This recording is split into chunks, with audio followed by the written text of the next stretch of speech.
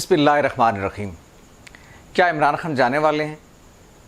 اخبارات پڑھیے، ٹیلی ویژن کے تجزیے سنیے تو محسوس یہ ہوتا ہے کہ بس ان کا جانا ٹھہر گیا ہے، آج کل وہ چلے جائیں گے، اور اس کا آغاز کہا جا رہا ہے کہ پنجاب سے ہوگا، جب پنجاب کے وزیر اعلیٰ کو فارغ کر دیا جائے گا۔ میرے لیے اہم سوال یہ نہیں ہے کہ عمران خان جانے والے ہیں یا رہنے والے ہیں، میرے لیے اہم سوال یہ ہے کہ ان کے آنے سے کیا بڑی تبدیلی سیاست میں آئی، جس کی وجہ سے اگر وہ جائیں گے تو ایک بڑی تبدیلی آ جائے گی۔ یعنی وہ بنیادی چینج جو ہمارے سسٹم میں کیا آنے والی ہے کہ اگر ہم چاہیں کہ اس نظام کو بہتر طور پر چلائیں تو اس کے لیے عمران خان کا جانا ضروری ہے۔ یہ بات اس وقت سمجھ میں آئے گی جب ہم اس سوال کو دیکھیں گے کہ عمران خان کے آنے سے اس ملک کی سیاست میں کیا تبدیلی آئی۔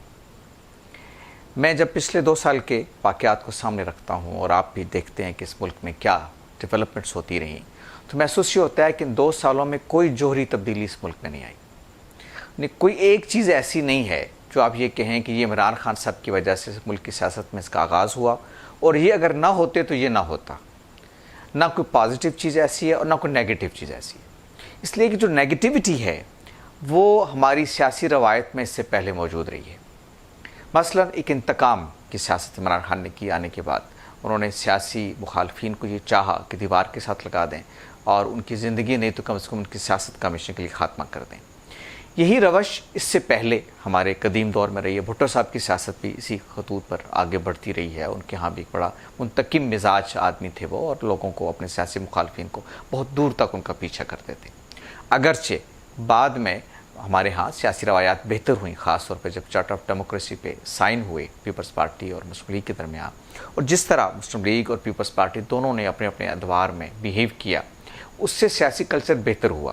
لیکن میرا کہنا یہ ہے کہ سیاست کے اندر انتقام کا جو روش ہے، یہ کوئی عمران خان صاحب نئی سیاست میں لے کے نہیں آئی، یہ پہلے سے موجود تھا۔ کیا اس ملک میں معیشت کی خرابی عمران خان صاحب کی وجہ سے ہوئی؟ میں یہ بات بھی نہیں مانتا۔ اس کی وجہ یہ ہے کہ جو ٹیم اس وقت 2 سال سے کم و بیش چل رہی ہے، وہ تو عمران خان صاحب کی دی ہوئی ٹیم نہیں ہے۔ وزیر خزانہ ان کا دیا ہوا نہیں ہے، اس کا کوئی تحریک انصاف سے تعلق نہیں ہے۔ اسٹیٹ بینک کا گورنر ان کا دیا ہوا نہیں ہے۔ ایف پی آر کا چیئرمین ان کا دیا ہوا نہیں ہے۔ اس میں اگرچہ کئی تبدیل ہو چکے، لیکن جو بھی آئے وہ ان کے دیے ہوئے نہیں تھے۔ تو وہ جو اکنامک سسٹم اس ملک میں ہے وہ عمران خان کا دیا ہوا نہیں ہے۔ سادی سی بات ہے، سب لوگوں کو معلوم ہے کہ ہم اس وقت جس اکنامک ڈیولپمنٹ کے ماڈل پر عمل کر رہے ہیں، یہ وہی ماڈل ہے جو آئی ایم ایف نے ہم کو دیا، اور اسی کے تحت ہم بات کو آگے بڑھا رہے ہیں۔ وہی قرضے لینا، وہی اس طرح سے بجٹ کا ایک حصہ قرض اتارنے پہ خرچ کر دینا، باقی سے کچھ تھوڑا بہت کام کرنا، یہی ایک روش ہے۔ کوئی سبسٹینشیل چینج اکانومی میں نہیں آئی۔ اور اگر ہم یہ کہیں کہ یہ سب کچھ خرابی کی طرف بڑھی ہے، تو اس کی تصدیق کرتے ہوئے میں پھر یہی کہوں گا کہ اس میں عمران خان صاحب کا کیا دخل ہے؟ ان میں سے کوئی آدمی ان کا انتخاب کردہ نہیں ہے۔ تو سوال یہ ہے کہ اگر ہم عمران خان صاحب کو لے جائیں گے، یا ان کو واپس بھیج دیا جائے گا، یا ان کو اقتدار سے الگ کر دیا جائے گا، تو کیا تبدیلی آ جائے گی؟ یہی ہوگا کہ اسی اسمبلی سے کسی اور آدمی کا وزیر اعظم بنا دیں گے، وہ اسی آئی ایم ایف کے پیکج کو آگے لے کے بڑھے گا، اس کی وزارت خزانہ، اس کے دیگر معاشی اداروں کی سربراہی انہی لوگوں کے پاس ہوگی جو کہیں اور سے جن کے بارے میں فیصلے ہوتے ہیں، اور وہ آئیں گے۔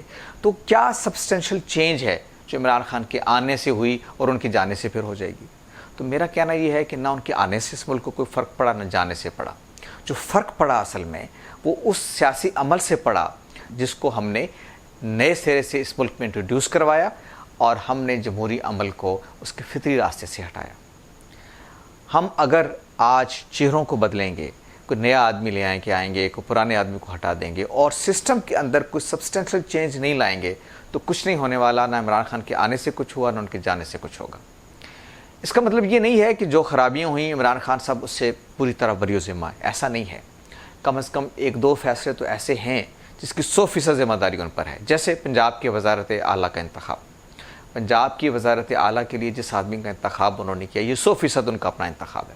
لہٰذا پنجاب میں 2 سال جو کچھ ہوا اس کی 100% ذمہ داری عمران خان صاحب پر ہے۔ جس طرح سے یعنی ایک بیڈ گورننس کا تاثر ابھرا، وہ اس کی ذمہ داری سے بری و ذمہ نہیں ہو سکتے۔ لیکن پاکستان کی معیشت میں، پاکستان کی سیاسی کلچر میں کوئی سبسٹینشیل چینج لانے کے لیے نہ انہوں کے پاس کوئی ٹیم تھی، نہ وہ کوئی ٹیم سامنے لا سکے۔ اس لیے اب ان کے جانے سے بھی کوئی تبدیلی ملک میں نہیں آنے والی۔ مجھے اس پر حیرت ہے جو لوگ یہ سمجھتے ہیں کہ وہ چلے جائیں گے تو شاید ملک کے حالات سمجھ جائیں گے۔ بالکل اسی طرح سے مجھے ان لوگوں پر حیرت ہوتی تھی جو یہ سمجھتے تھے کہ وہ آئیں گے تو ملک کے حالات بدل جائیں گے۔ ملک کے حالات بدلنے کے لیے ضروری ہے کہ اس ملک میں سیاسی استحکام آئے.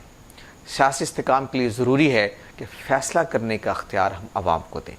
عوام کو فیصلہ کرنے کا اختیار دینے کا مطلب ہے کہ اس ملک میں آزادانہ انتخابات ہوں اور یہ فیصلہ کو ریاستی ادارہ نہ کرے کہ اس ملک میں کس نے وزیر اعظم بننا ہے, کس نے وزیر خزانہ بننا ہے, کس نے کیا منصب پہ سنبھالنا ہے, بلکہ یہ فیصلہ عوام کے منتخب نمائندے آزادانہ مرضی سے کریں. اس میں ممکن ہے کچھ خرابی کے آثار ہوں, لیکن میں آپ سے عرض کرتا ہوں کہ ملک میں سیاسی استحکام کی اس کے علاوہ کوئی شکل نہیں ہے. آج جو سوچا جا رہا ہے کہ عمران خان صاحب کے ہٹا کے کوئی اور لے آ جائے, اچھا یہ سسٹم چلا گیا, پارلیمانی سسٹم برباد ہو گیا, اس کی جگہ صدارتی نظام لایا جائے, یہ سارے چونچلے ہیں اس بات کے لیے کہ آپ نہیں چاہتے کہ فیصلہ کرنے کے لیے آپ دوبارہ عوام کے پاس جائیں اور عوام کے فیصلے کو اس ملک میں نافذ کریں. سیدھی سی بات ہے, اس ملک کا ایک آئین ہے, ایک دستور ہے, اس کے تحت معاملات چلنے چاہیے اور اس دستور کا تقاضا یہ ہے کہ حکومت کرنے کا حق اس کو دیا جائے جس کے پاس عوام کا مینڈیٹ ہو. اس لیے میرا کہنا یہ ہے کہ جو لوگ اس سے امید لگائے بیٹھے ہیں کہ عمران خان صاحب کل چلے جائیں گے, جب بزدار صاحب بھی چلے جائیں گے تو پنجاب بدل جائے گا, ملک بدل جائے گا, تو وہ ایک غلط فہمی کا شکار ہے. کچھ نہیں ہونے والا جب تک اس ملک میں فیصلے کا اختیار عوام کو نہیں دیا جاتا. دیکھیے, ہمیں اس ملک کی فوج عزیز ہے, ہمیں اس ملک کے دیگر ادارے عزیز ہیں, ہمیں اس ملک کی عدلیہ عزیز ہے, لیکن اس کے لیے ضروری ہے کہ عدلیہ کے بارے میں یہ تاثر قائم ہو کہ وہ کسی دباؤ میں نہیں ہے.